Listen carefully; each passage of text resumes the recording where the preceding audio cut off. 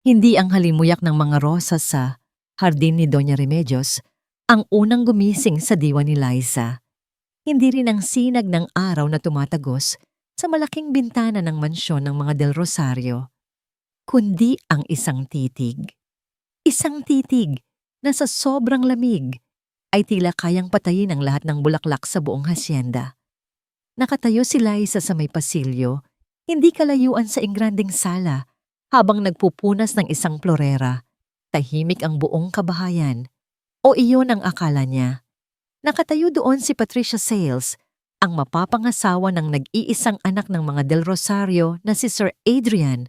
Nakatayo siya sa harap ng pinakamalaking larawan sa pader, ang oil portrait ni Doña Remedios noong kabataan nito.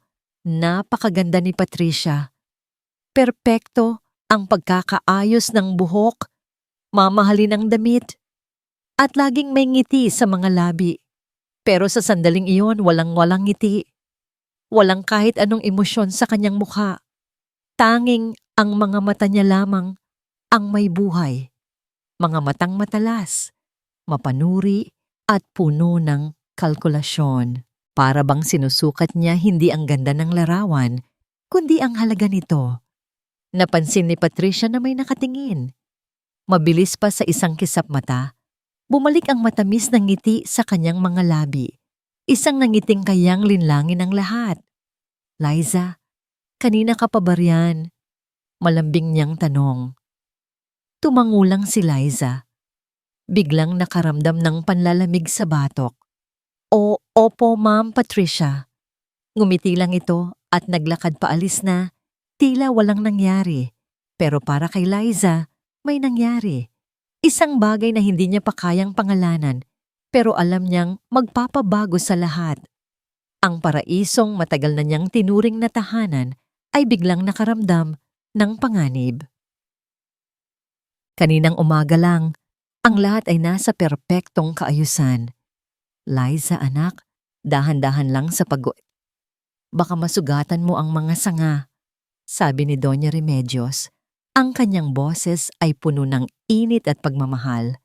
Nasa hardin sila, sa paboritong lugar ng matanda. Libo-libong rosas ang nakapaligid sa kanila, iba't ibang kulay. Lahat ay inalagaan ng pagmamahal. Si Liza ang kanang kamay ni Doña sa lahat ng bagay, lalo na dito. Pasensya na po, Nay, sagot ni Liza, gamit ang tawag na kinasanayan niya mula pagkabata. Hindi na siya tinuring na iba ng matanda. Simula nang mamatay ang kanyang ina, na siyang dating pinagkakatiwalaang kasambahay din ng Donya, ay kinupkop na siya at itinuring na parang tunay na anak. Ayos lang, sabi ng Donya, hinawakan ng kanyang kamay. Alam mo, ang mga rosas na ito, parang tao. Kailangan ng tamang pag-aaruga para mamukadkad ng maganda. Pero kapag napabayaan, madaling malanta. Napatingin si Liza sa mga mata ng matanda. May lungkot doon. Isang lungkot na nitong mga huling linggo niya lang napapansin. Simula nang dumating si Ma'am Patricia. Si Adrian ba ay umuwi na? Tanong ng Donya. Hindi pa po, Nay. Pero tumawag po si Sir kanina. Pauwi na raw po sila ni Ma'am Patricia. Isang pilit ng ngiti ang sumilay sa labi ni Doña Remedios. Mabuti naman. Ihanda mo na ang hapunan. Ang paborito nilang dalawa. Sumunod si Liza. Sa bawat hakbang niya pabalik sa mansyon, nararamdaman niya ang unti-unting pagbabago ng hangin. Dati, ang tahanan na ito ay puno ng kapayapaan. Ngayon, may isang tensyon na hindi maipaliwanag. Pagdating ng gabi, nagkaroon ng isang maliit na salo-salo. Naroon si Sir Adrian, guwapo at masaya. Laging nakatingin kay Patricia na para bang ito ang araw at buwan. Ma, I'm so happy you and Patricia are getting along so well, sabi ni Adrian habang kumakain sila. Ngumiti si Doña Remedios. Siyempre naman anak, ang kaligayahan mo ay kaligayahan ko rin. Si Patricia naman ay perpekto sa kanyang papel. Malaga kay Adrian, magalang kay Doña Remedios. Siya na mismo ang nagsasandok ng pagkain para sa matanda. Donya, try this po. Masarap po ito, sabi niya. Ang boses ay sobrang tamis, pero napansin ni Liza na habang kinakausap ni Patricia ang matanda, ang mga mata nito ay pasimpleng nililibot ang buong silid, ang mga mamahaling painting sa pader, ang mga antigong kasangkapan, ang kumikinang na mga chandelier. Mamaya-maya, habang nag-uusap ang mag-ina tungkol sa mga lumang alaala ng hasyenda, narinig ni Liza ang isang komento mula kay Patricia. Sinabi niya ito na parang isang biro. Alam na niyo po, ang daming history ng lugar na ito. Pero minsan, it's good to let go of old things to make way for the new. Tumawa si Adrian. That's my practical fiancé. Laging iniisip ang future. Hindi tumawa si Doña Remedios. Hindi rin tumawa si Liza. Alam ni Liza na hindi lang mga gamit ang tinutukoy ni Patricia. Pagkatapos ng hapunan, habang nagtitimpla ng tsa si Liza sa kusina, pumasok si Patricia. Liza, sabi nito. Po, ma'am? Huwag kang masyadong magpagod. Baka hindi na kailanganin ang serbisyo mo rito sa susunod na mga buwan. Natigilan si Liza. Ano po ang ibig ninyong sabihin, ma'am? Isang mapanuksong na ngiti ang gumuhit sa labi ni Patricia. Wala naman. Things change. People change. Dapat laging handa. Bago pa makasagot si Liza, umalis na ito. Naiwan siyang tulala. Hawak ang tasa ng tsaa. Dinala niya ang tsaa sa sala. Masaya pa ring nagkukwentuhan ang mag-ina. Naupo si Doña Remedios sa paborito niyang silya. Inabot ni Liza ang tasa. Dahil sa katandaan, bahagyang nanginig ang kamay ni Doña Remedios pagkahawak sa tasa. Isang segundo lang, isang maliit na pagkakamali.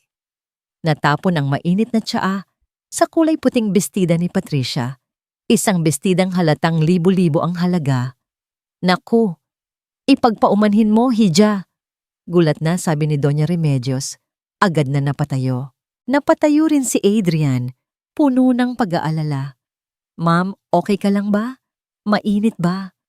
Pero hindi sa kanila nakatingin si Liza. Nakatingin siya sa mukha ni Patricia. Sa isang iglap, sa isang saglit na walang sino man ang nakapansin maliban sa kanya. Nakita ni Liza ang paglaho ng matamis na ngiti. Ang lumabas ay isang anyo ng purong galit. Isang tingin na puno ng pagkasuklam. Isang tingin na para bang gusto niyang saktan ang matandang nasa harap niya. Ang mga mata niya'y nanlisik at ang kanyang panga ay bahagyang tumigas. Pero kasing bilis ng paglitaw nito, nawala rin ito. Agad itong napalitan ng isang tawa. Isang pekeng tawa. Ano ka ba naman, Donya? Okay lang po. Tea lang yan, sabi ni Patricia, habang kinukuha ang tissue para punasan ang sarili. Aksidente lang po. Don't worry about it. Are you sure, mahal? Tanong ni Adrian. Oo naman. Mas nag-aalala pa ako kay Donya. Baka napaso siya. Sagot ni Patricia. Puno ng pag-aalala ang boses. Pero alam ni Liza ang nakita niya. Hindi iyon aksidente para kay Patricia.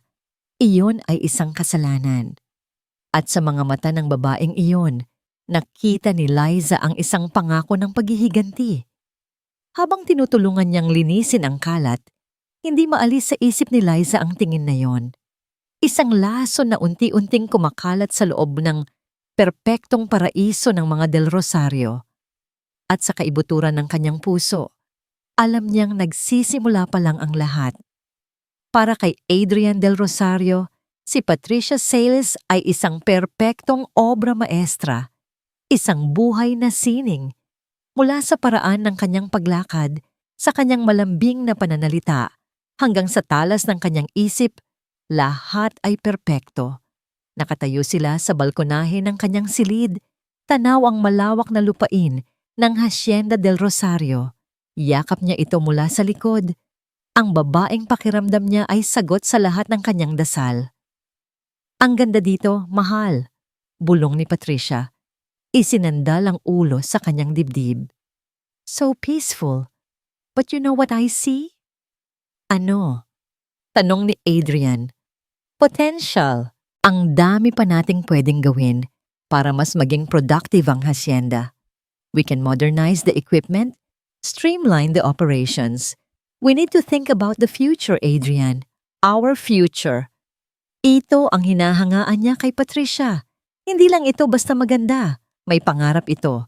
Mayroon itong praktikal na pag-iisip na sa tingin niya ay kulang sa kanya. Siya ay lumaki sa pagmamahal sa tradisyon, sa mga kwento ng kanyang ina tungkol sa lupa. Si Patricia naman ay nakatanaw sa bukas. "That's why I love you," sabi niya, hinigpitan ng yakap. "You complete me." Humarap ito sa kanya, isang matamis na ngangiti ang nakaguhit sa mga labi. "And I love you. Kaya gusto kong maging matatag ang lahat para sa atin, para sa pamilya na bubuuin natin." Ang mga salitang yon ay musika sa pandinig ni Adrian. Pamilya. Isang kinabukasan kasama si Patricia. Iyon na lang ang mahalaga. Kinabukasan, habang nag-aalmusal sila, biglang nagsalita si Patricia sa tonong puno ng pag-aalala. "By the way, mahal, tumawag pala si Mr. Tan kanina." Sabi nito habang nagsasalin ng kape para kay Adrian. Nagtatanong kung bakit daw hindi dumating si Mama sa meeting nila kahapon. Importante pa naman daw yon. Kumunot ang noo ni Adrian. "Meeting? Anong meeting? Hindi ba niya nasabi sa'yo? Tungkol daw sa bagong fertilizer supplier. Ako pa nga ang nagpaalala sa kanya nung isang araw." Sabi ni Patricia na tila nag-aalala talaga. Nakakahiya kay Mr. Baka isipin niya, hindi na tayo seryoso sa negosyo. Naramdaman ni Adrian ang bahagyang pag-init ng kanyang mukha. Isang halo ng hiya at pagkabahala. Kilala niya ang kanyang ina. Si Doña Remedios ay hindi kailanman nakakalimot sa mga importanteng bagay, lalo na kung tungkol sa hacienda. Baka may iba lang siyang importanteng ginawa. Pagtatanggol niya, kahit na siya mismo ay hindi sigurado. "Sana nga," malumanay na sagot ni Patricia, hinawakan ng kanyang kamay. "Nag-aalala lang ako sa kanya. Mahal, she's not getting any younger." Ang binhing iyon ng pagdududa, kahit gaano kaliit, ay naitanim na sa isip ni Adrian. Kinahapunan, lalo pa itong nadiligan. Naabutan niya ang kanyang ina sa sala, halatang balisa.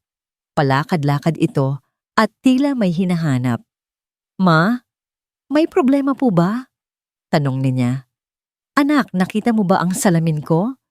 Sagot ni Doña Remedios, ang boses ay may bahid ng pagkadismaya. "Sigurado akong dito ko lang nilapag iyon sa ibabaw ng piano. Pero wala." "Baka po nasa hardin ninyo, Ma." "Hindi.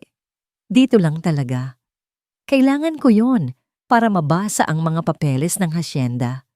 Tinulungan ni Adrian ang ina na maghanap. Tiningnan nila ang bawat sulok ng sala. Pagkaraan ng halos 10 minuto, si Patricia ang nakakita nito. "Donya, heto po ba?" tanong ni Patricia. Hawak ang salamin. Napalingon ang mag-ina. "Saan mo nahanap, Hija?" tanong ng Donya. "Nasa loob po ng fruit basket sa may kusina." Nagkatinginan si Adrian at ang kanyang ina. Nakita niya ang pagkalito sa mukha ni Doña Remedios. "Imposible. Hinding-hindi ko dadalhin yan doon." "Baka po nalito lang kayo, Donya." "It's okay," sabi ni Patricia. Ang boses ay sobrang malumanay. Inabot niya ang salamin sa matanda na may kasamang isang maunawaing ngiti. Pero hindi sa ngiting iyon nakatingin si Adrian. Nakatingin siya sa kanyang ina na ngayon ay tahimik na nakaupo, baka sa mukha ang pagtataka at kaunting hiya. May kung anong kumirot sa dibdib ni Adrian, isang pakiramdam na ayaw niyang aminin. Takot. Nang gabing iyon, pumasok si Patricia sa kanyang opisina. Nakita siya nitong nakatulala sa bintana, malalim ang iniisip. "Mahal," tawag nito. Lumapit at niyakap siya. "You've been quiet all evening. Iniisip mo pa rin ba si Mama?" Napabuntong hininga si Adrian. "Oo, I've never seen her like that. Parang hindi na siya ang dating mama na kilala ko." Hinaplos ni Patricia ang kanyang pisngi. "Adrian, Normal lang yan sa mga nagkakaedad. We just need to be more understanding. And maybe, we need to help her. Help her how?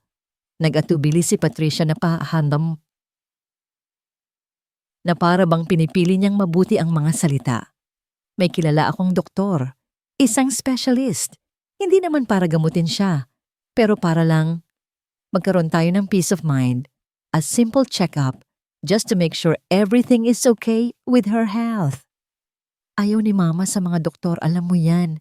Mabilis na sagot ni Adrian. Kaya nga hindi natin sasabihin sa kanya. Pwede nating itong gawing parang isang simpleng house call lang. Isang kaibigan na bibisita. Para lang makasiguro tayo. Mahal. Pagpupumilit ni Patricia, ang mga mata ay puno ng sinserong pag-aalala. Ginagawa natin ito dahil mahal natin siya. Ayokong dumating ang araw na pagsisihan natin na wala tayong ginawa. Ang mga salita ni Patricia ay tumusok sa puso ni Adrian. Pagsisisi. Iyon ang pinakakinatatakutan niya. Tinitigan niya ang babaeng nasa harap niya. Ang ganda, ang talino, at ang laki ng pagmamalasakit sa kanyang ina. Paano siya magdududa dito? Tumango siya, isang mabigat ngunit desididong pagtango. Sige, gawin natin yan. Niyakap siya ni Patricia ng mahigpit. Thank you, mahal. This is the right thing to do. Nang maiwan siyang mag-isa, kinuha niya ang calling card na iniabot sa kanya ni Patricia kanina pa. Nakasulat doon ang pangalan, Dr. Alves. Isang pangalan na hindi niya alam ay magiging simula ng pinakamalaking pagkakamali ng kanyang buhay. Dinial niya ang numero. Ang bawat tunog ay parang martilyo na pumupukpok sa kanyang konsensya. Itinago niya ang tawag na ito mula sa kanyang ina para sa ikabubuti niya. O iyon ang sinasabi niya sa kanyang sarili. Para kay Liza, ang bawat ngiti ni Patricia ay parang isang babala. Ang bawat malambing na salita nito ay parang isang pagbabanta. Kaya nang makita niyang papasok sa mansyon ang isang lalaking naka-Amerikana at may dalang itim na portfolio, isang lalaking ipinakilala ni Patricia bilang isang matalik na kaibigan ng pamilya, agad na kumabog ang kanyang dibdib. Liza, ihanda mo kami ng merienda. Utos ni Patricia. Ang ngiti ay hindi maalis sa labi. Ang kaibigan na yon ay si Dr. Alves. Dinala nila ito sa sala kung saan nagpapahinga si Doña Remedios. Nagkunwari silang isang simpleng pagbisita lang. Pero alam ni Liza na hindi. Nakita niya ang mga instrumentong medikal na pasimpleng inilabas ng doktor. Naglinis si Liza sa hindi kalayuan. Sapat lang para marinig ang kanilang usapan. Ang mga tanong ng doktor ay tila simple sa pandinig. Donya, anong petsa po ngayon? Ano po ang kinain ninyo kaninang almusal? Naaalala niyo po ba ang pangalan ng hardinero natin? Sinagot lahat ni Doña Remedios ng tama, ngunit ang paraan ng pagtatanong ng doktor ay tila naghahanap ng mali. May mga pagkakataong pinipilit niyang lituhin ang matanda. Sigurado po kayo. Parang ang sabi po sa akin ni Adrian ay iba ang hardinero ninyo. Nakita ni Liza ang bahagyang pagkunot ng noo ni Doña Remedios. Hindi. Sigurado ako. Si Mang Cardo pa rin. Pagkatapos ng halos isang oras, lumabas ang doktor mula sa silid, kasama si Adrian at Patricia. Hindi narinig ni Liza ang kanilang pinag-usapan, pero nakita niya ang resulta sa mukha ni Sir Adrian. Isang mukha na puno ng pag-aalala at kalungkutan. Isang mukha ng isang anak na nagsisimula nang maniwala sa isang kasinungalingan. Kinabukasan, sumabog ang isang problema. Nasaan na yon? Imposibleng mawala. Ang boses ni Doña Remedios ay umalingaw-ngaw sa buong pasilyo. Naabutan ni Liza ang matanda sa loob ng opisina nito, halatang balisa. Ang mga papel ay nakakalat sa mesa. Nay, ano po ang problema? Tanong ni Liza. Ang kopya ng lumang testamento, Liza. Ang dokumento kung saan nakasulat ang lahat ng habilin ko. Nandito lang yun sa loob ng safe. Pero pagbukas ko ngayon, wala na. Nagsimulang maghalughog si Liza. Si Doña Remedios ay hindi burara. Bawat bagay sa opisina na ito ay may tiyak na lugar. Imposibleng basta na lang mawala ang isang napaka-importanteng dokumento. Maya-maya, pumasok si Adrian at Patricia na akit ng ingay. "Ma, what's wrong?" Tanong ni Adrian. "Ang testamento, Adrian, nawawala." "Ma, calm down," sabi ni Adrian. Sinusubukang pakalmahin ang ina. "Baka naman na-misplace nyo lang." "Hindi. Sigurado akong itinago ko yon sa safe bago ako matulog kagabi." Giit ng matanda. Dito na pumasok sa eksena si Patricia. "Donya, baka po gusto ninyong magpahinga muna? Kami na po ni Adrian ang maghahanap," sabi nito sa malumanay na boses. Walang nagawa ang matanda, kundi umupo sa isang silya. Ang mukha ay puno ng pagkadismaya at pagkalito. Nagsimulang maghanap ang lahat. Ngunit si Patricia ay tila may sariling direksyon. Nagpunta siya sa isang sulok ng silid, sa isang maliit na estante ng mga libro. Pagkatapos ng ilang sandali, "Aha, heto na ata," sabi niya. May hawak na isang lumang folder. "Nasa likod po ng mga libro ng poetry, Donya." Lahat ay napatingin. Kinuha ni Adrian ang folder. Iyon nga ang nawawalang dokumento. "Sima, sabi ko sa'yo na misplace mo lang," sabi ni Adrian. May halong ginhawa sa kanyang boses. Ngunit si Doña Remedios ay umiling. Ang mga mata ay nanlalaki. "Hindi maaari. Hinding-hindi ko ilalagay ang dokumentong yan dyan. Walang dahilan para ilagay ko yan dyan." "Baka po pagod lang kayo, Donya. Kaya kayo nalito," malambing na sabi ni Patricia. Tumingin si Doña Remedios kay Adrian. Naghahanap ng kakampi. Pero ang nakita niya sa mga mata ng kanyang anak ay hindi na paniniwala, kundi awa, pag-aalala, pagdududa. Parang may kung anong nabasag sa loob ni Doña Remedios sa sandaling iyon. Hindi na siya nagsalita. Tahimik na lang siyang tumayo at lumabas ng opisina. Naiwan si Liza para ayusin ang mga nagkalat na gamit. Habang ibinabalik niya ang mga libro sa estante, may napansin siyang kumislap sa sahig, malapit sa kung saan natagpuan ni Patricia ang testamento. Isang paperclip. Isang kakaibang paperclip na kulay ginto at may disenyong bulaklak. Agad niya itong nakilala. Iyon ang paperclip na laging ginagamit ni Patricia para sa kanyang personal na organizer.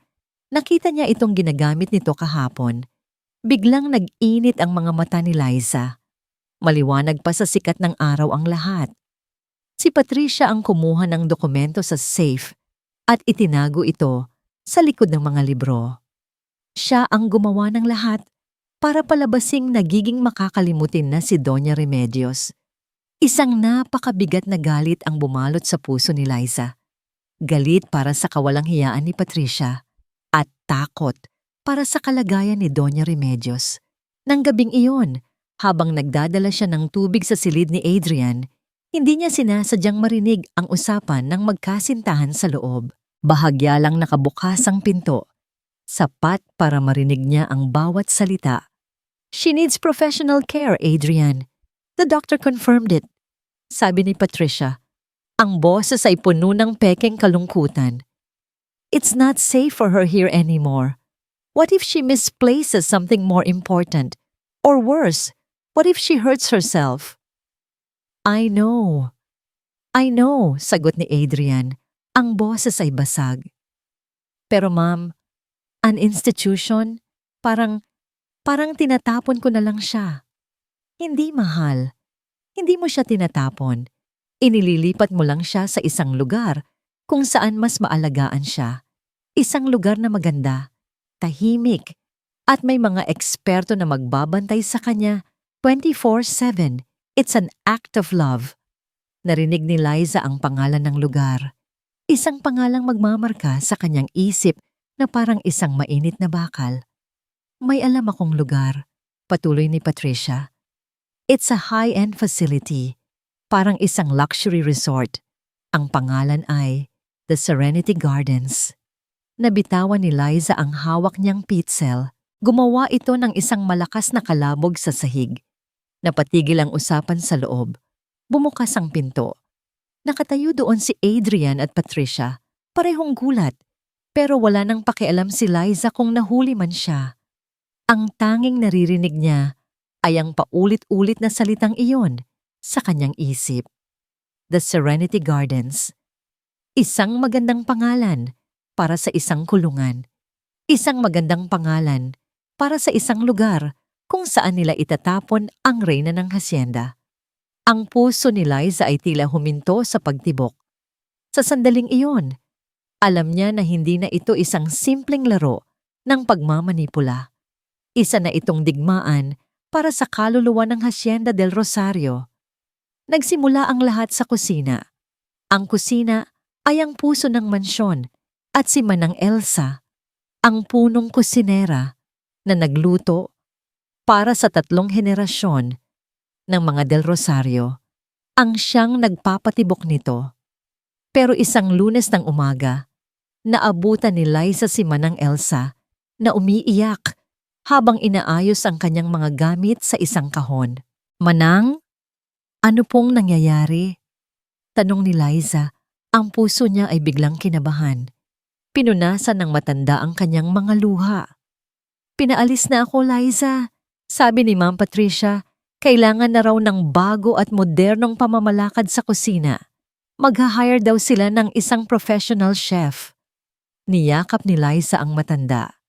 Ang amoy ng adobo at sinigang na kumakapit sa damit ni Manang Elsa ay amoy ng kanyang kabataan. Amoy ng tahanan. Pero, paano si Nay Remedios? Paborito niya ang luto ninyo. "Wala na raw magagawa," sabi ni Manang Elsa. Ang boses ay puno ng hinanakit. Bago ang reyna, bago ang mga alagad. Ang pag-alis ni Manang Elsa ay simula pa lang. Sumunod ang hardinerong si Mang Cardo na pinalitan ng isang landscaping company. Sumunod ang 2 kasambahay na kasabayan pa ng ina ni Liza. Pinalitan ng mga mas batang babae na hindi niya kilala. Mga babaeng diretso ang tingin at matipid magsalita. Ang mga bagong muka ay nagdala ng bagong hangin sa mansyon. Isang hangin na malamig at mabigat. Pakiramdam ni Liza, bawat kilos niya ay may nanonood. Bawat salita niya ay may nakikinig. Isang hapon, habang nag-aayos siya ng mga bulaklak sa sala, lumapit ang isa sa mga bagong katulong, si Cecile. "Galingan niyo po pala, Ate Liza," sabi nito. "Salamat," tipid na sagot ni Liza. Sabi po ni Ma'am Patricia, "Kayo na lang daw po ang natitirang original dito." May diin sa salitang original. Para bang ito ay isang sakit, hindi isang karangalan. Ngumiti lang si Liza, pero sa loob-loob niya, naramdaman niya ang panganib. Kinukondisyon na nila ang isip ng lahat na ang mga luma ay dapat nang palitan. Dahil sa desperasyon, naglakas loob si Liza na kausapin si Adrian. Inabangan niya ito isang gabi nang mag-isa lang ito sa library. "Sir Adrian," panimula niya. Nanginginig ang boses. "Pwede po ba tayong mag-usap?" "Of course, Liza. What is it?" Sabi ni Adrian. Hindi inaalis ang tingin sa laptop. "Tungkol po sa mga pagbabago dito sa mansyon. Kay Manang Elsa po. Kay Mang Cardo." "Sir, matatagal na po sila dito. Mapagkakatiwalaan." "Liza," putol ni Adrian. Sa wakas ay tumingin sa kanya. Ang tingin niya ay hindi galit, kundi pagod. "I understand that you're close to them, but Patricia is just trying to make the household more efficient. We need these changes to move forward." "Pero sir, hindi po ito tungkol sa efficiency," giit ni Liza. "May nararamdaman po akong mali." Si Ma'am Patricia. "Enough," mas mariin na sabi ni Adrian. "Patricia has nothing but the family's best interests at heart. Baka naman nasasaktan ka lang dahil namimiss mo na ang mga dati mong kasama. I get it. But you have to adapt, Liza. For Mama's sake." Parang isang baldeng malamig na tubig ang ibinuhos sa kanya. For mama's sake. Ginagamit nila ang pagmamahal niya kay Doña Remedios laban sa kanya. Tumalikod si Liza, walang nanasabi. Sa paglalakad niya sa pasilyo, pakiramdam niya ay lalo siyang nag-iisa. Wala na siyang kakampi. Wala nang nakikinig. Pumasok siya sa kanyang maliit na silid at naupo sa gilid ng kama. Napatingin siya sa isang maliit at kupas na litrato sa ibabaw ng kanyang mesa. Ang kanyang ina, nakangiti, katabi ang isang mas batang Doña Remedios sa hardin ng mga rosas. Naalala niya ang laging sinasabi ng kanyang ina. Ang katapatan, Liza, ay hindi lang pagsunod. Ang tunay na katapatan ay ang pagprotekta sa taong pinaglilingkuran mo, kahit na ang kapalit nito ay ang sarili mong kapakanan. Biglang nag-init ang kanyang mga mata. Hindi siya nag-iisa. Dala-dala niya ang alaala at tapang ng kanyang ina. Hindi siya pinalaki para sumuko. Hindi siya aalis. Hindi niya iiwan si Doña Remedios. Kinabukasan, pinatawag siya ni Patricia sa silid nito. Nakaupo ito sa harap ng kanyang tokador, tinitingnan ng mga alahas. Liza, pakilinis naman itong jewelry box ko. Medyo maalikabok na. Utos nito. Maingat na kinuha ni Liza ang isang malambot na tela at sinimulang punasan ang kahon. Nang matapos, ipinatong niya ito pabalik sa tokador. Ilang oras ang lumipas. Naghahanda na ng hapunan ng bagong chef nang biglang bumaba si Patricia.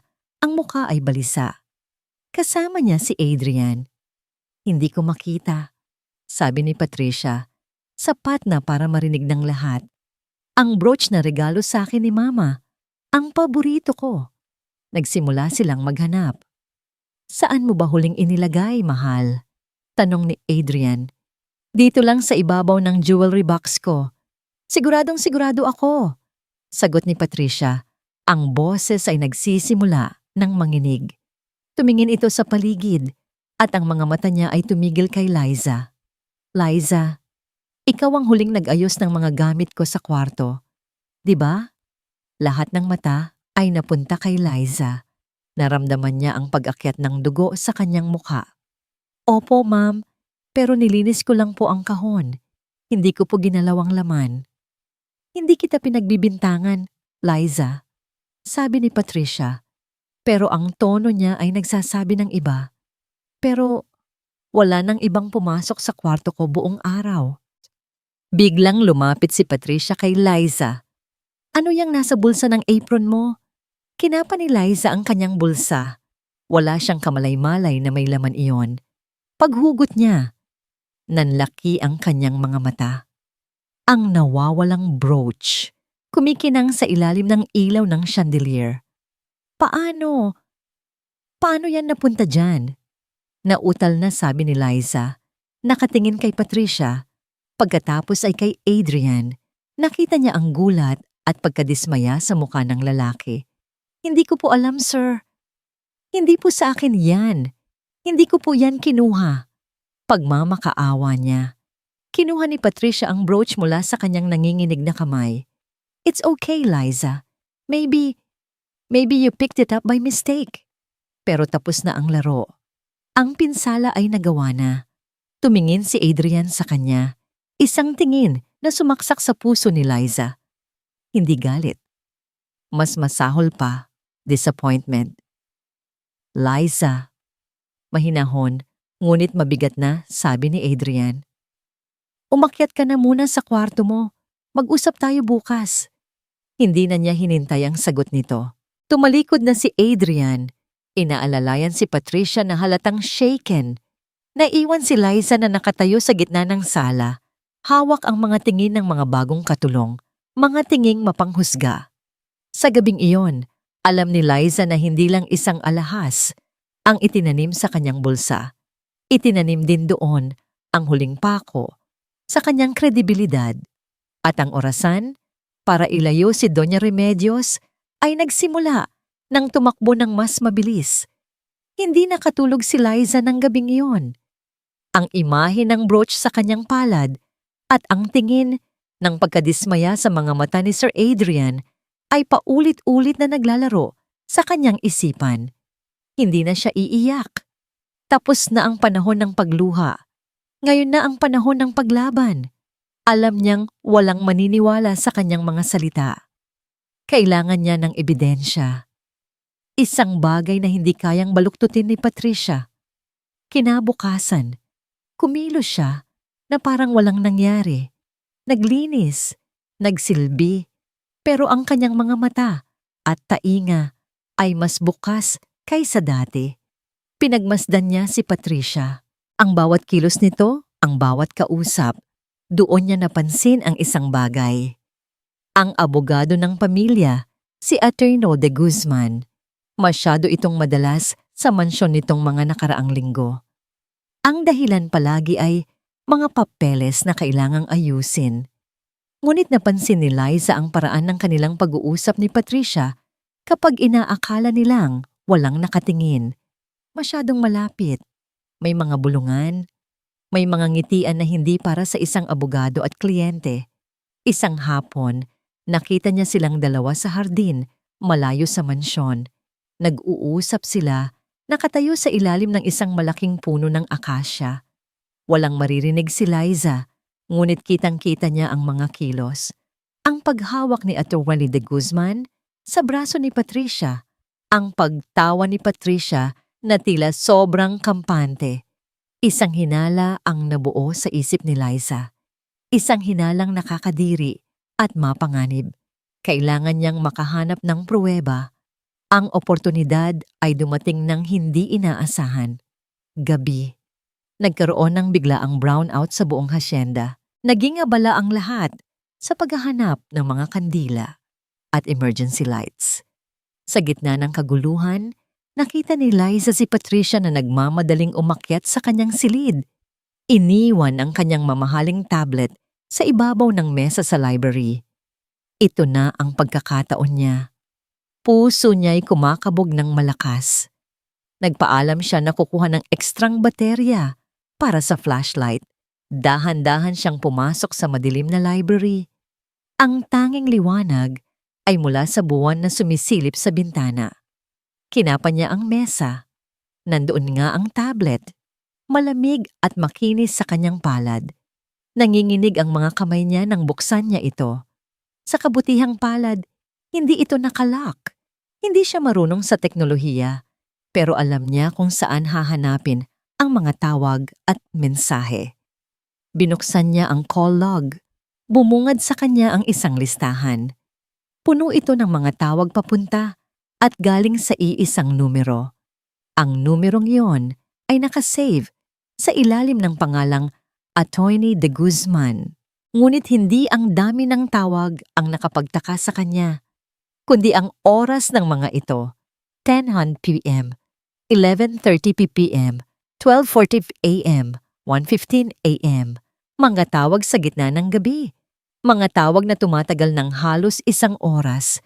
Ano ang pag-uusapan ng isang abogado at ng kanyang kliyente sa ganitong mga oras? Nagpatuloy siya sa pag-scroll, ang kanyang daliri ay nanginginig. Binuksan niya ang messaging app. Doon, nasindak siya. Ang mga mensahe ay hindi tungkol sa mga papeles o sa negosyo. Puno ito ng mga endearments. Good night, mahal. Miss you? Can't wait for this to be over. Nagpatuloy siya sa pagbabasa. Bawat salita ay parang suntok sa kanyang sikmura. Ang hinala niya ay totoo. Hindi lang sila magkasabwat. Sila ay magkarelasyon. Niloloko ni Patricia si Sir Adrian. Niloloko niya ang lahat.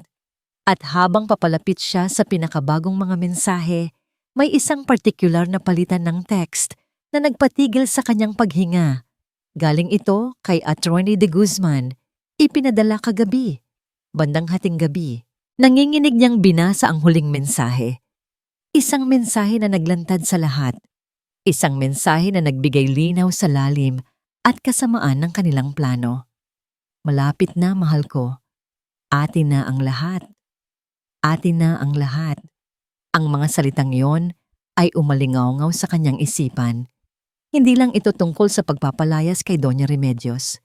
Ito ay tungkol sa ganap na pag-agaw. Pag-agaw sa yaman, sa kapangyarihan, sa buong buhay ng mga Del Rosario. Biglang bumukas ang ilaw. Bumalik na ang kuryente. Napatayo si Liza. Ang tablet ay mahigpit pa ring hawak sa kanyang kamay.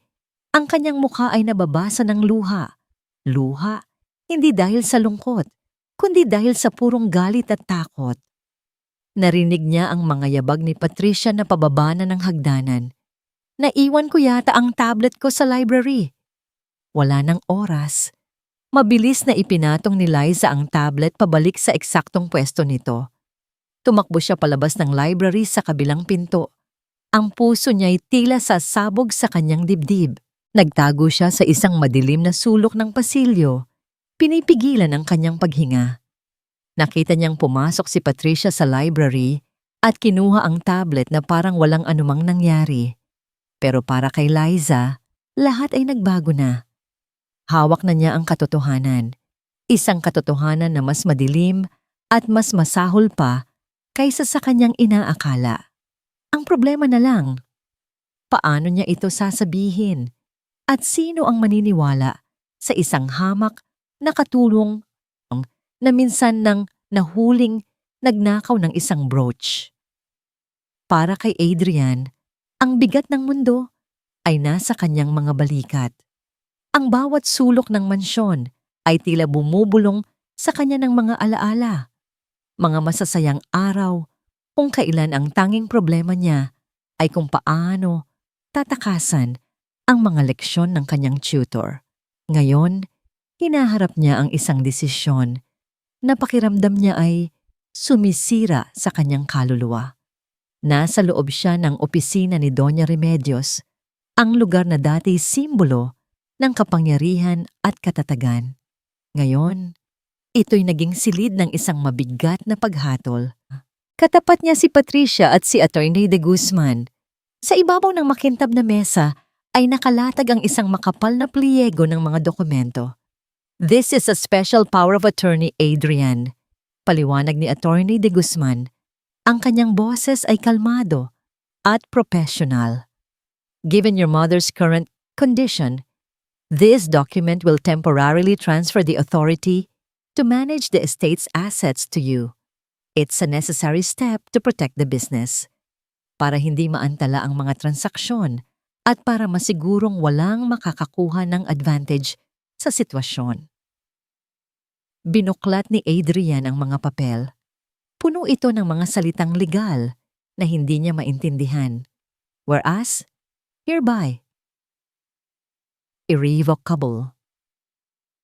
Para itong isang banyagang lengguwahe na nagpapabigat lalo sa kanyang dibdib. Bakit kailangan ito?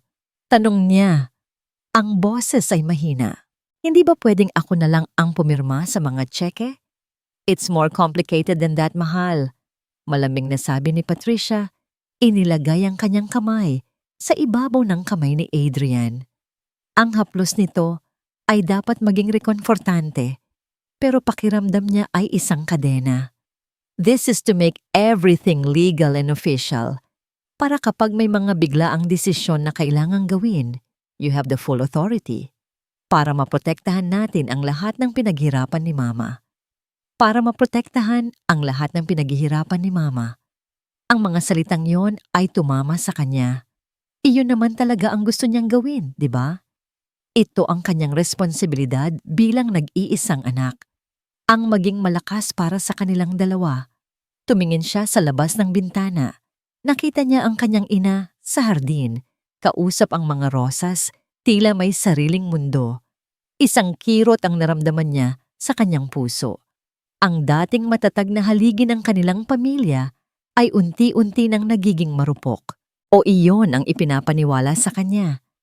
Nakausap ko na ang The Serenity Gardens, sabi ni Patricia. Ibinabalik ang kanyang atensyon sa silid. They have a private suite ready for her anytime this week. Lalong bumigat ang hangin. Ang pirma sa dokumentong ito ay hindi lang tungkol sa pera o sa negosyo. Ito ang huling hakbang bago niya tuluyang ilayo ang sarili niyang ina. Just sign here, Adrian, sabi ni Attorney de Guzman. Itinuturo ang isang blankong linya-linya sa dulo ng dokumento. and we can start processing everything. Kinuha ni Adrian ang mamahaling pluma. Ang bigat nito sa kanyang kamay ay parang bigat ng isang martilyo. Tumingin siya kay Patricia. Kumiti ito sa kanya. Isang ngiti ng suporta, ng pag-unawa. Isang ngiti na nagsasabing, "We're doing this together for her."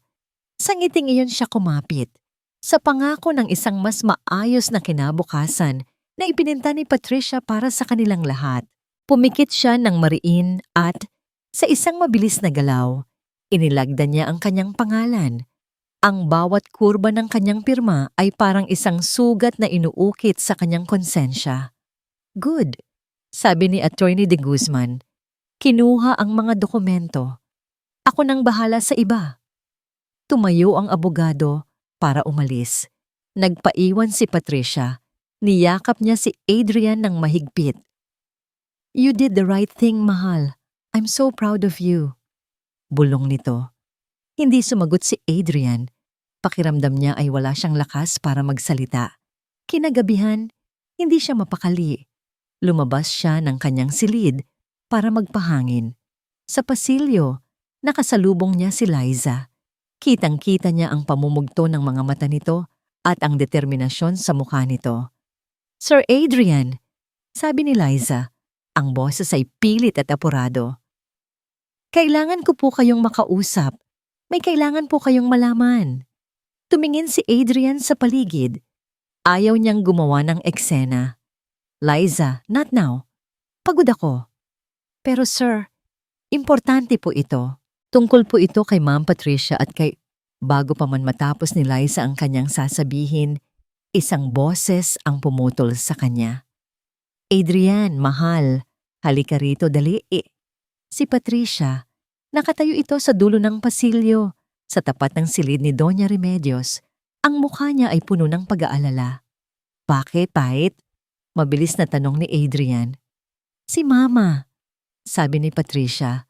Ang boses ay nanginginig. Kanina pa siya nagsasalita mag-isa. Tinatawag niya ang pangalan ng papa mo.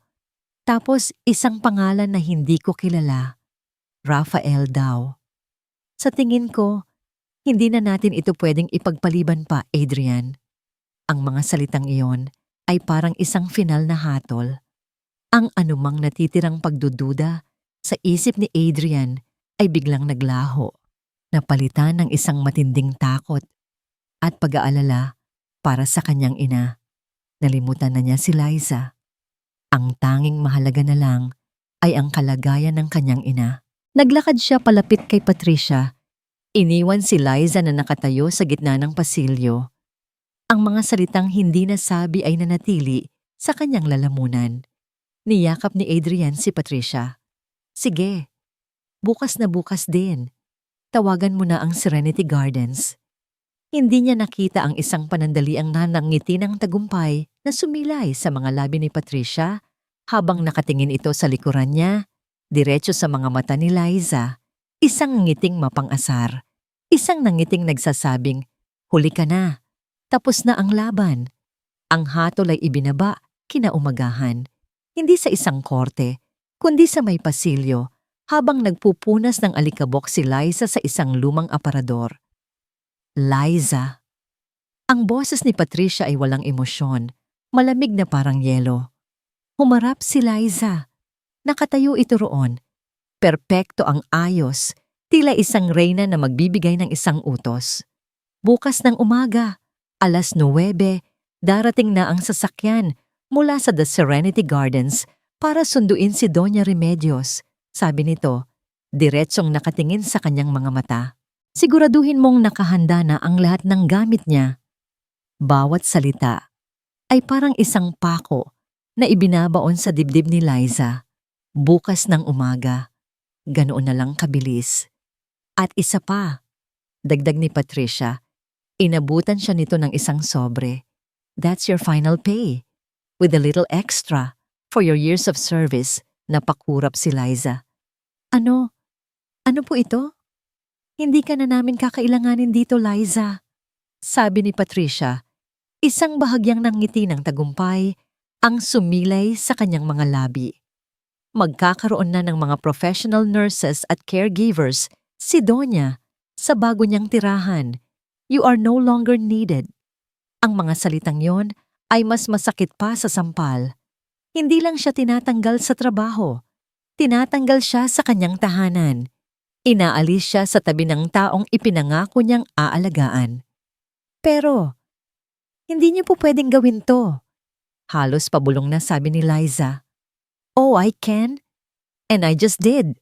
Sagot ni Patricia bago tumalikod at maglakad paalis. Iniwan si Liza na tulala. Hawak ang sobre ng katapusan. Hindi niya binuksan ang sobre. Dumiretso siya sa silid ni Doña Remedios. Naabutan niya itong nakaupo sa tabi ng bintana. Yakap-yakap ang isang lumang photo album. Nay, tawag niya. Pinipigilan ang pagbasag ng kanyang boses. Tumingin sa kanya ang matanda. May ngiti sa mga labi, ngunit may kalituhan sa mga mata. Liza, anak, tingnan mo. Ang papa ni Adrian. Ang gwapo niya. No? Naupo si Liza sa tabi niya. Opo, Nay. Sobrang gwapo po. Hinawakan ni Doña Remedios ang kanyang kamay. Ang pagkakahawak nito ay mahigpit. Alam mo, minsan, parang nawawala ako sa sarili kong bahay. Ang daming bagong muka. Ikaw na lang ang kilala ko. Tumingin ito sa mga mata ni Liza. At sa isang saglit, ang kalituhan ay nawala. Napalitan ng isang malinaw na takot. Huwag mo akong iiwan, anak. Pakiusap. Sa sandaling iyon, bumuhos ang mga luhang kanina pa pinipigilan ni Liza. Niyakap niya ang matanda. Hindi ito isang simpleng pakiusap. Isa itong desperadong sigaw ng isang kaluluwang nalulunod. Hindi po, Nay. Hindi kita iiwan. Pangako. Bulong ni Liza. Nang gabing iyon, habang ang buong mansyon ay tahimik, ang isip ni Liza ay tumatakbo ng napakabilis. Kailangan niyang gumawa ng paraan. Kailangan niya ng ebidensya na hindi kayang questionin ni Sir Adrian. Ang mga mensahe sa tablet ni Patricia, malakas na yon. Pero maaaring sabihin ni Patricia na gawa-gawa lang. Kailangan niya ng isang bagay na mas matibay. Isang bagay na opisyal. Ang isip niya ay bumalik sa opisina. Sa mga dokumento, sa computer, pero alam niyang nakalock ang opisina. Mula nang mangyari ang insidente sa nawawalang testamento, laging tinitiyak ni Patricia na nakasara ito. Nag-isip siya ng malalim. Paano? Paano siya makakakuha ng pruweba? At bigla, isang alaala ang pumasok sa kanyang isip. Noong isang buwan, nagreklamo si Patricia na bumabagal na ang kanyang laptop. Ipinabili niya ito kay Adrian ng bago. At ang luma? Narinig niyang sinabi nito sa isang katulong na, itago mo na lang muna yan sa bodega. Baka magamit pa. Ang bodega. Ang puso ni Liza ay nagsimulang tumibok ng mabilis. Isang maliit na sinag ng pag-asa sa gitna ng kadiliman. Hinintay niyang lumalim ang gabi. Hinintay niyang mamamatay ang lahat ng ilaw. Hinintay niyang siguradong tulog na ang lahat, lalo na si Patricia at ang mga bagong alagad nito. 12:00 ng hating gabi. Dahan-dahan siyang lumabas ng kanyang silid. Bawat hakbang sa sahig na gawa sa kahoy ay isang panganib. Bawat anino sa pasilyo ay isang kalaban. Nakarating siya sa opisina. Gaya ng inaasahan, nakalak ito. Ngunit hindi ang opisina ang kanyang sadya. Ang target niya ay ang computer na nasa loob. Sinubukan niyang buksan ang pinto ng opisina ni Patricia. Nakalak din. Malamang ay nasa loob ito, natutulog. Perpekto. Pumunta siya sa sala. Kailangan niya ang laptop na ginagamit ni Patricia ngayon. Kailangan niyang makita kung nakalogout ito sa kanyang mga account. Dahan-dahan siyang pumasok sa madilim na sala. Doon, sa ibabaw ng maliit na mesa sa tabi ng sofa, nakita niya ito. Ang bagong laptop. Bahagya itong nakabukas. Kinuha niya ito. Dinala sa isang sulok kung saan may kaunting liwanag mula sa buwan at binuksan. Nakalogin pa ang email account nito. Ang puso niya ay tila hahamunin sa karera ang pinakamabilis na kabayo. Ito na. Ito na ang kailangan niya. Ang kailangan na lang niyang gawin ay i-access ang email na yon mula sa ibang device. Ngunit bago niya maisip ang susunod na hakbang, kriyak! Isang tunog.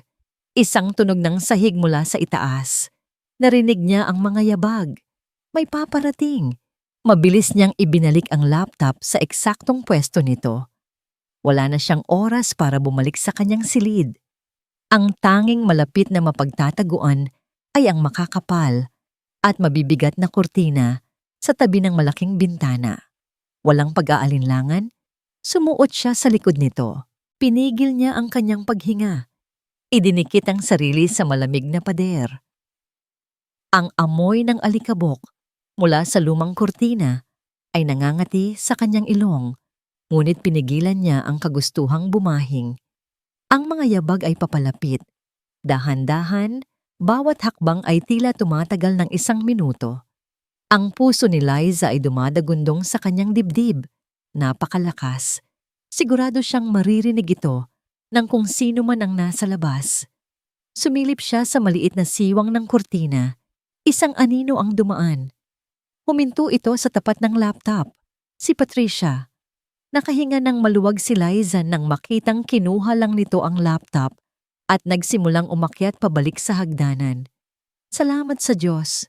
Bulong niya sa sarili. Hindi siya nahuli. Ngunit hindi pa tapos ang gabi.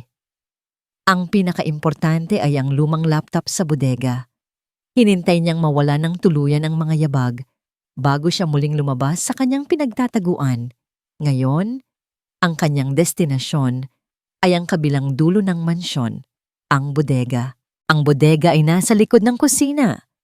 Isang lugar na madilim, malamig at bihirang puntahan. Nakuha niya ang susi mula sa pinaglalagyan nito sa kusina. Nanginginig niyang ipinasok ang susi sa susian. Ang tunog ng pagpihit nito ay tila napakalakas sa katahimikan ng gabi. Pumasok siya sa loob. Ang amoy ng alikabok at mga lumang kahoy ang sumalubong sa kanya. Gamit ang flashlight ng kanyang mumurahing cellphone, sinimulan niyang hanapin ang target.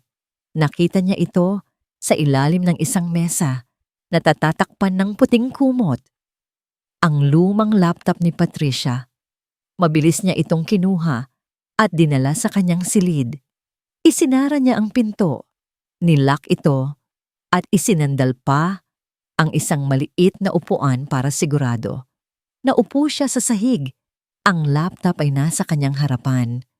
Ang kanyang hininga ay putol-putol. Sana gumana pa. Sana may charge pa. Pinindot niya ang power button. Isang saglit na katahimikan. At pagkatapos, umilaw ang si screen. Isang malaking namngiti ng tagumpay ang gumuhit sa labi ni Liza. Ngunit agad din itong nawala. Paano kung may password? Nang mag-load ang operating system, bumungad sa kanya ang login screen. Humihingi ito ng password. Napapikit si Liza. Hindi. Hindi pwede. Nag-isip siya ng mabilis. Ano ang maaaring maging password ni Patricia? Ang pangalan niya? Ang kaarawan niya? Ang pangalan ni Sir Adrian? Sinubukan niya lahat. Patricia Wonder 23. Adrian and Patricia. Hacienda del Rosario. Lahat ay mali. Napasabunot siya sa sarili. Malapit na. Sobrang lapit na niya. At bigla, isang ideya ang pumasok sa kanyang isip. Ang mensaheng nabasa niya sa tablet. Ang pangalan ng kanilang plano. Nanginginig ang mga daliri. Nag-type siya ng 2 salita. 2 salitang simple, ngunit puno ng kasakiman. Atin lahat. Pinindot niya ang enter. Welcome! Napasigaw si Liza sa tuwa, ngunit agad niyang tinakpan ang kanyang bibig. Nagawa niya. Nakapasok siya. Hindi na siya nagsayang ng oras. Binuksan niya ang browser. Gaya ng inaasahan, nakasave ang lahat ng passwords nito. Isang click lang at bukas na ang kanyang email. Ang kanyang inbox ay isang pugad ng ahas. Puno ito ng mga email papunta at galing kay Attorney De Guzman, sa pekeng doktor na si Dr. Alves, at sa accounting firm na halatang kasabwat din nila. Binuksan niya ang isang email thread na may subject na Project R for Remedios. Habang binabasa niya ang mga email, ang kanyang mga mata ay nanlalaki sa bawat pangungusap. Nandoon ang lahat.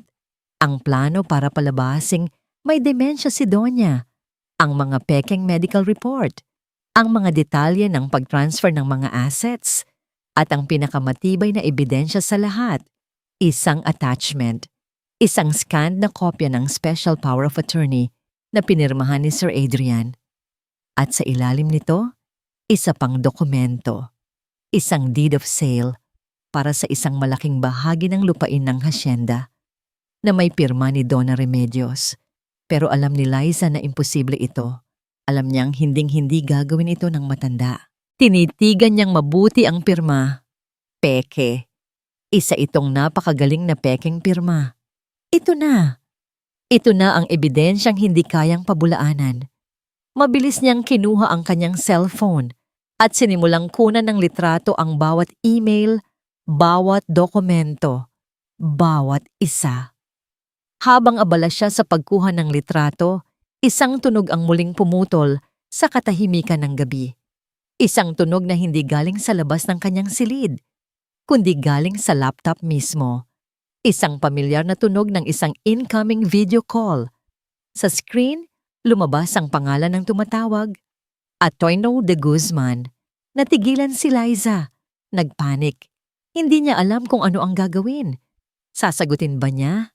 Papatayin. Bago pa siya makapagdesisyon, narinig niya ang mga yabag sa labas ng kanyang silid.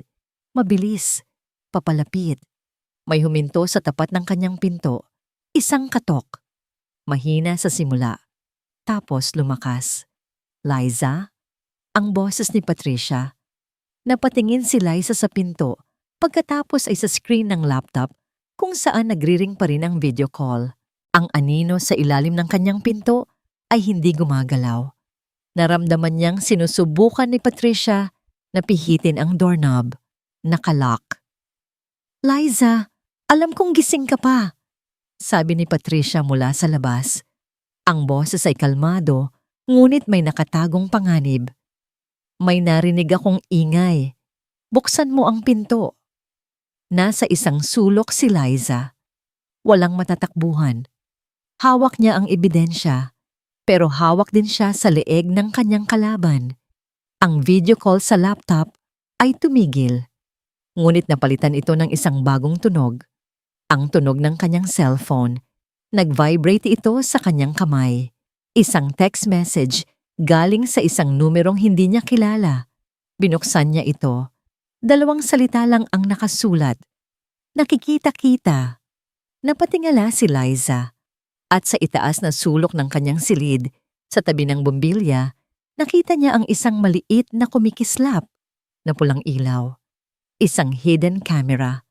Ang lahat ng ginawa niya, ang pagkuha ng laptop, ang pag-log in, ang pagkuha ng litrato. Nakita nilang lahat. Ang katok sa pinto ay naging isang malakas na kalampag. Buksan mo ito, Liza. Ngayon din. Ang tunog ng kumakalampag na pinto ay parang martilyong pumupukpok sa sentido ni Liza. Ang kumikislap na pulang ilaw ng kamera sa sulok ay tila isang demonyong nakatitig sa kanya. Ang lahat ng hangin sa silid ay tila naubos. Nakita nila ang lahat. Liza, I swear, sisirain ko itong pinto. Sigaw ni Patricia mula sa labas. Ang takot ay bumalot sa buong katawan ni Liza. Halos maparalisa siya. Ngunit sa gitna ng takot na yon, isang imahe ang lumitaw sa kanyang isipan. Ang mukha ni Doña Remedios, puno ng pagkalito at takot, na nagsusumamo, "Huwag mo akong iiwan." Ang pangako. Iyon ang bumuhay sa kanya. Hindi na siya nag-isip. Kumilos siya dala ng purong instinct. Tiningnan niya ang kanyang cellphone. Ang mga litrato. Naipadala na ba? Hindi pa. Kailangan niyang makatakas. Ang bintana. Mabilis niyang tiningnan ang bintana ng kanyang maliit na silid. Nasa 2 palapag ito. Masyadong mataas para talunin. Ngunit sa ibaba nito ay may isang malaking puno ng mangga. Ang mga sanga nito ay halos dumikit na sa pader ng mansyon. Kablag! Isang malakas na kalabog. Halatang sinisipa na ni Patricia ang pinto. Wala ng oras. Mabilis na isinilid ni Liza ang cellphone sa bulsa ng kanyang pantalon. Binuksan niya ang bintana nang walang ingay. Isang malakas na hangin ng gabi ang sumalubong sa kanya. Kablag! Umuuga na ang pinto. Inilabas niya ang isang paa. Pagkatapos ay ang isa pa. Kumapit siya ng mahigpit sa hamba ng bintana. Ang kanyang mga daliri ay namumuti na sa diin. Ang puso niya ay tila aakyat sa kanyang lalamunan. Tiningnan niya ang sanga sa ibaba. Medyo malayo, pero kaya niya. Kailangan niyang kayanin. Crack! Ang tunog ng nabibiyak na kahoy. Hindi na siya lumingon. Binitawan niya ang bintana at tumalon. Sa isang saglit, pakiramdam niya ay lumilipad siya sa kawalan. Pagkatapos ay isang malakas na pagbagsak. Sumabit siya sa sanga ng puno. Ang mga braso ay halos mabali sa sakit. Nag-asgas ang kanyang mga binti at braso sa magaspang na balat ng puno. Ngunit hindi niya ito ininda. Narinig niya ang malakas na pagbukas ng pinto ng kanyang silid. Sinundan ng isang sigaw ng galit mula kay Patricia. Nandoon siya. Habulin niyo. Hindi na nagsayang ng oras si Liza. Gamit ang natitirang lakas, gumapang siya sa sanga papunta sa puno at mabilis na bumaba. Pagdating sa lupa, tumakbo siya. Tumakbo siya na parang walang bukas. Ang kanyang destinasyon, ang gate ng hacienda. Kailangan niyang makalabas. Kailangan niyang makatawag. Narinig niya ang mga sigaw sa likuran niya. Ang mga ilaw mula sa mga flashlight ay nagsimulang magsayaw sa kadiliman ng hardin. Hinahunting na siya na parang isang hayop sa sarili niyang tahanan. Ang gate. Napakalayo pa. Habang tumatakbo, dinukot niya ang kanyang cellphone. Nanginginig ang kanyang mga daliri habang hinahanap niya ang pangalan ni Sir Adrian sa kanyang contacts. Kailangan niyang maipadala ang mga litrato. Ngayon na. Pinindot niya ang send. Ang maliliit na bar ng signal sa kanyang cellphone ay mababa. 2 lang. 1. Sending failed. Napamura si Liza. Mahina ang signal sa loob ng hacienda. Kailangan niyang makalapit sa main road. Sa di kalayuan, nakita niya ang sasakyan. Isang itim na van na mabilis na paparating sa direksyon niya. Ang mga security guard na pinalit ni Patricia, susubukan siyang harangin. Lumiko si Liza. Sa halip na sa gate, tumakbo siya papunta sa hardin ng mga rosas ni Doña Remedios. Alam niya ang bawat sulok nito. Bawat pasikot-sikot. Ito ang kanyang teritoryo. Nagtago siya sa likod ng isang malaking bush ng mga puting rosas. Ang mga tinik ay kumakapit sa kanyang damit at balat. Ngunit tiniis niya ang sakit. Huminto ang van. Bumaba ang 2 guard. Hanapin niyo. Hindi yan pwedeng makalabas. Utos ng isa. Nakita ni Liza ang liwanag ng kanilang mga flashlight na gumagala sa paligid. Dahan-dahan siyang gumapang palayo. Palayo sa mga ilaw, papunta sa likod ng mansyon. May isa pa siyang naisip na paraan para makalabas. Isang maliit na pinto sa likod ng bakod na ginagamit ng mga hardinero. Habang gumagapang, muli niyang sinubukan. Dinukot ang cellphone. Tiningnan ang signal. 2 bar. Sige na, pakiusap. Pinindot niya ulit ang send. Sending. Ang 1% ay parang 1 oras. 10%. 20%. 40%. Narinig niya ang mga yabag na papalapit sa kanyang direksyon. Tingnan niyo dyan sa may mga rosas. 60%. 75%. Ang liwanag ng flashlight ay tumama sa bush na katabi niya. Napapikit si Liza, hinihintay ang paghuli sa kanya. 90%. Wala dito, tara sa kabila. Narinig niyang lumayo ang mga yabag. Message sent. Nakahinga ng maluwag si Liza na ipadala na. Ngayon, ang kailangan na lang niyang gawin ay tawagan si Sir Adrian. Siguraduhing makikita niya ito. Ngunit bago pa niya mapindot ang call button, isang anino ang biglang lumitaw sa kanyang harapan. Si Patricia. Ang mukha nito ay hindi na ang mukha ng isang perpektong anghel. Ito ay ang mukha ng purong demonyo, puno ng galit. "Akala mo matatakasan mo ako?" Sabi ni Patricia. Ang boses ay mababa at puno ng pagbabanta. Sinubukang tumakbo ni Liza, ngunit mabilis si Patricia. Hinablot nito ang kanyang buhok. Napasigaw si Liza sa sakit. "Akin na yang cellphone mo!" Sigaw ni Patricia, sinusubukang agawin ito. Nagpumigla si Liza. Gamit ang lahat ng kanyang lakas, itinulak niya si Patricia. Nabitawan siya nito. "Hindi!" Sigaw ni Liza. Tumakbo palayo. Nakita niya ang sasakyan. Paparating na. Ang sasakyan mula sa The Serenity Gardens, mas maaga kaysa sa inaasahan. Papasok na ito sa gate ng hacienda. Sa sala, nakita niya si Doña Remedios, nakatayo, nalilito, habang kinakausap ng mga nurse na nakaunipormeng puti. Si Adrian ay nasa tabi nito, halatang nagpapaalam, handa nang umalis para sa isang business trip. Hindi pa niya nababasa. Tumakbo si Liza, papunta sa harap ng mansyon. "Sir Adrian!" Sigaw niya. Ang kanyang boses ay puno ng desperasyon. Lahat ay napalingon sa kanya. Ang gulat sa mukha ni Adrian. Ang galit sa mukha ni Patricia, nakasunod lang niya. Ang pagkalito sa mukha ni Doña Remedios. "Huwag po! Isang bitag po ang lahat!" Sigaw ni Liza habang tumatakbo. "Huwag kayong maniwala dyan. Nawawala na siya sa sarili." Sigaw pabalik ni Patricia. Iniharang siya ng mga security guard bago pa siya makalapit. Hawak siya sa magkabilang braso. Nagpupumiglas siya. "Sir Adrian, pakiusap. Tingnan niyo po ang cellphone ninyo. Tingnan niyo po."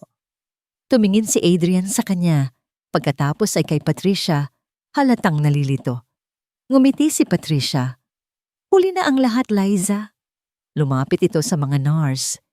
"Isakay niyo na siya." Habang pilit na isinasakay si Doña Remedios sa van, ginawa ni Liza ang huli niyang alas. Mahal niya si Atrimon de Guzman. "Sir Adrian, niloloko ka lang niya. Silang dalawa ang may plano ng lahat." Natigilan si Adrian. Ang pangalan ng abogado. Ang mga salita ni Liza ay tila may kakaibang bigat. Kinuha niya ang kanyang cellphone mula sa bulsa. Nakita ni Liza ang pagbabago sa ekspresyon ng mukha ni Patricia. Mula sa pagiging kampante, ito'y naging purong takot. Tiningnan ni Adrian ang kanyang cellphone. Isang notification. 25 attachments received from Liza. Binuksan niya ito. Ang kanyang mga mata ay nagsimulang magbasa.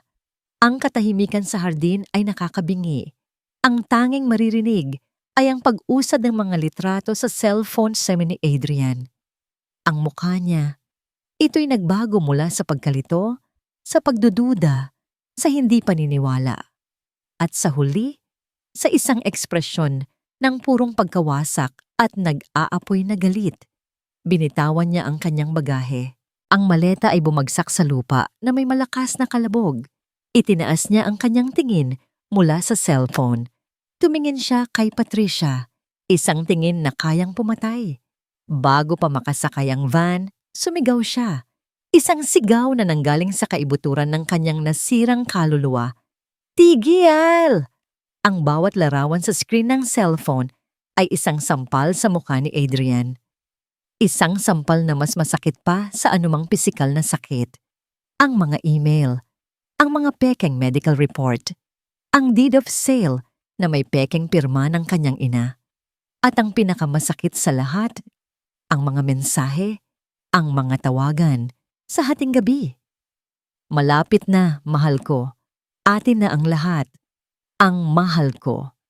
Ang bawat I love you na sinabi sa kanya ni Patricia ay biglang naging isang kasinungalingan. Ang bawat yakap, isang pagtataksil. Ang bawat halik, isang lason. Nang sumigaw siya ng tigil, Ang buong mundo ay tila huminto. Ang mga nurse na akay-akay ang kanyang ina ay natigilan. Ang mga security guard na hawak si Liza ay napabitaw. At si Patricia, nakita niya ang pagguho ng mundo nito sa mga mata nito. Ang kulay sa kanyang mukha ay nawala. Napalitan ng isang maputlang takot. Dahan-dahan, naglakad si Adrian palapit sa kanya. Bawat hakbang ay mabigat. Tila yapak ng isang taong papunta sa kanyang sariling kamatayan. Adrian, mahal, anong... Sinubukan ni Patricia na magsalita. Ang boses ay nanginginig. Huwag kang maniwala dyan. Gawa-gawa lang yan ni... Hindi na niya natapos ang sasabihin. Ibinato ni Adrian ang cellphone sa kanya. Tumama ito sa kanyang dibdib bago bumagsak sa damuhan. Basahin mo! Sigaw ni Adrian. Ang kanyang boses ay hindi na niya makilala. Isang boses na puno ng galit na ngayon lang lumabas sa buong buhay niya. Basahin mo at sabihin mo sa akin sa mata ko na kasinungalingan ang lahat ng yan. Yumuko si Patricia. Pinulot ang cellphone. Habang tinitingnan niya ang screen, ang kanyang katawan ay nagsimulang manginig. Wala nang pagkukunwari. Wala nang mga ngiti. Ang maskara ay tuluyan ng bumagsak. Hindi totoo yan. Bulong niya. Pero kahit siya ay hindi nakapanipaniwala. Hindi totoo? Sigaw ulit ni Adrian. Ang alam ko lang ay handa ko nang itapon ang sarili kong ina dahil sa'yo. Dahil nagpaniwala ako sa lahat ng kasinungalingan mo. Humarap siya sa mga nurse at sa mga security guard. Umalis kayo! Lahat kayo! Umalis kayo sa pamamahay ko! Ngayon din! Nataranta ang lahat. Mabilis na nagsipasok sa van ang mga nurse. Ang mga security guard ay nagkatinginan bago mabilis na tumalilis. Sa isang iglap, silang 4 na lang ang naiwan sa hardin. Siya ang kanyang ina, si Liza, at ang babaeng sumira sa kanilang buhay. Naglakad si Adrian palapit kay Patricia. Bawat hibla ng kanyang pagkatao ay gustong manakit, ngunit pinigilan niya ang sarili. Bakit? Tanong niya. Ang boses ay basag na. Ang lahat ng binigay ko, kulang pa ba? Sa unang pagkakataon, nakita ni Adrian ang tunay na Patricia. Hindi ang babaeng puno ng pangarap, kundi ang babaeng puno ng galit sa mundo. Kulang. Tumawa ito ng walang buhay. Anong alam mo sa kulang, Adrian? Lumaki ka na lahat ng gusto mo, nakukuha mo. Samamantalang ako. Alam mo ba kung anong pakiramdam na matulog ng gutom? Na manlimos para lang may makain? Hindi mo alam. Ang hasyenda na ito, ang pera ninyo. Karapatan ko yan. Bayad sa lahat ng hirap na dinanas ko.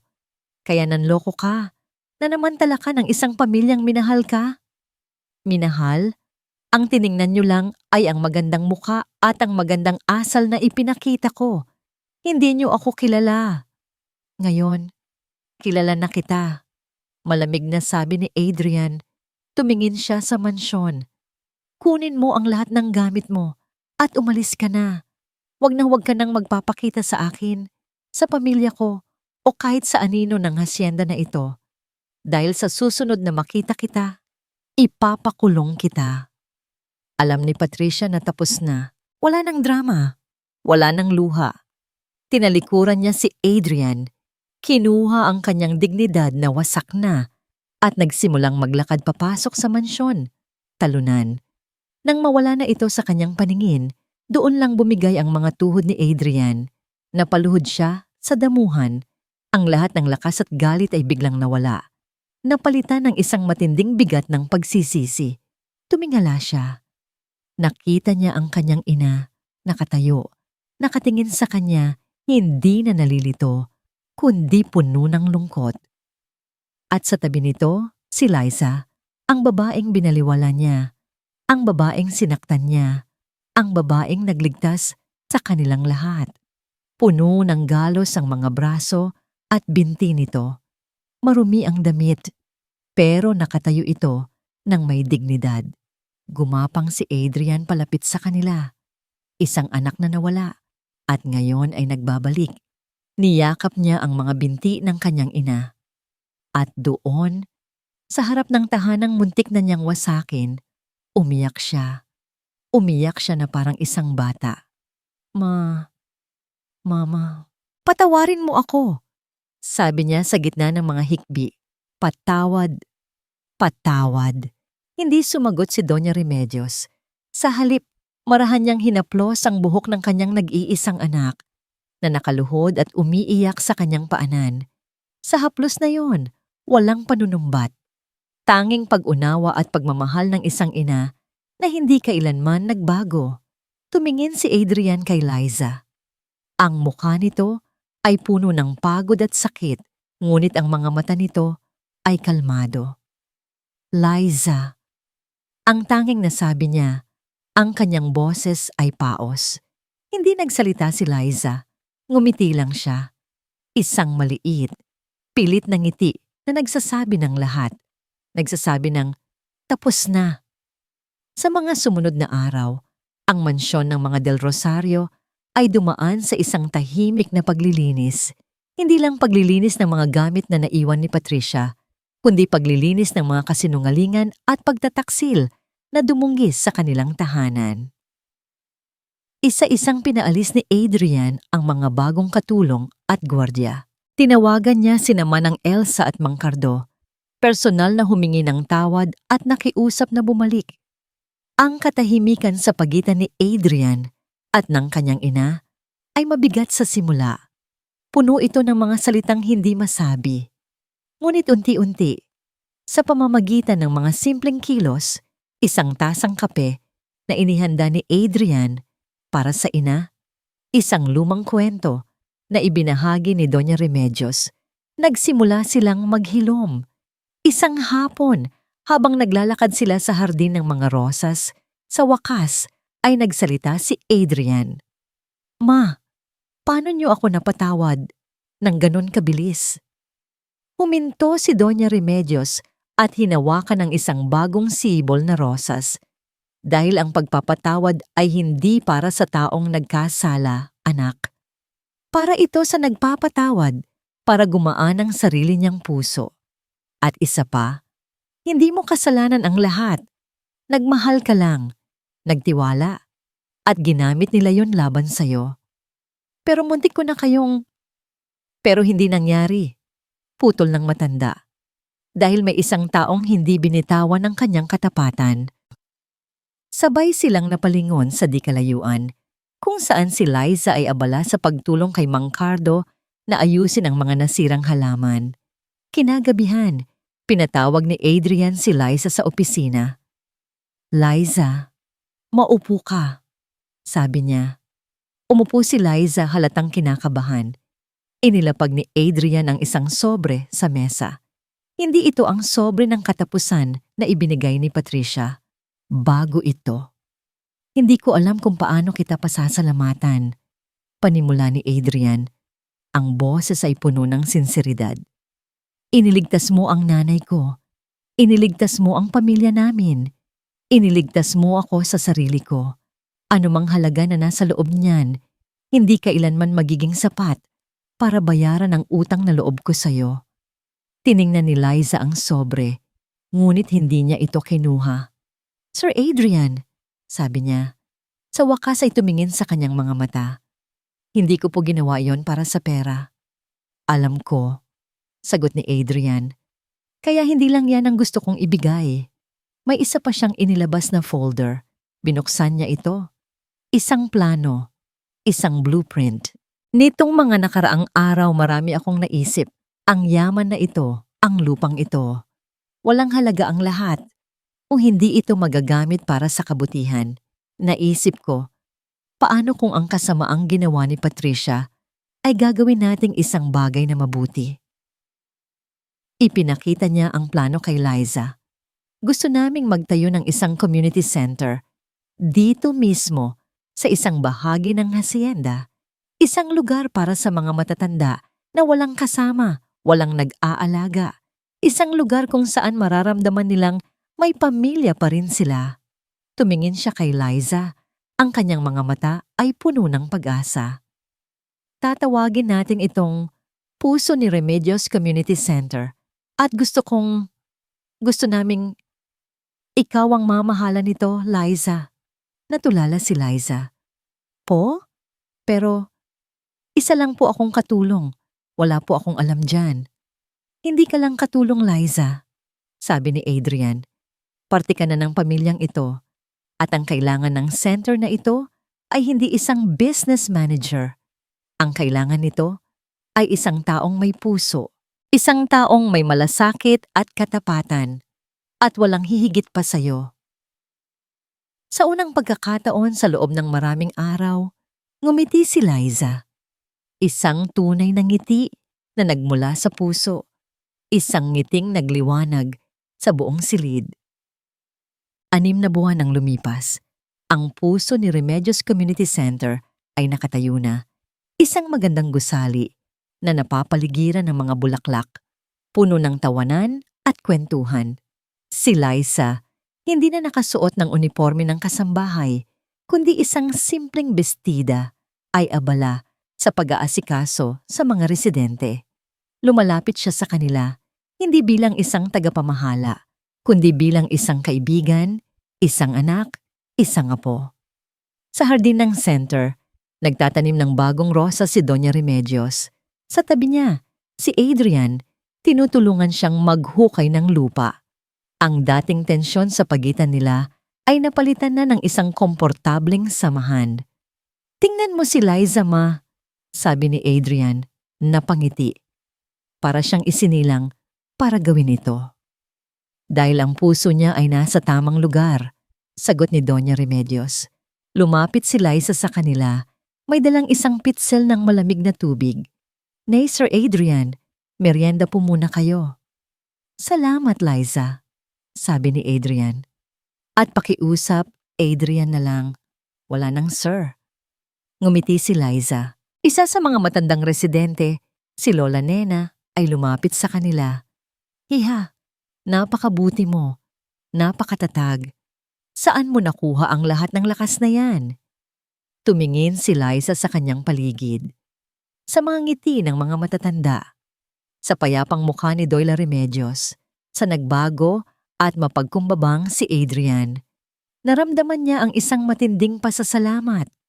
Ang lahat ng sakit, lahat ng takot, lahat ng luha, lahat ay may dahilan. Ngumiti siya kay Lola Nena. Isang ngingiting puno ng kapayapaan at pagmamahal. Mula po sa pagmamahal na itinuring akong pamilya.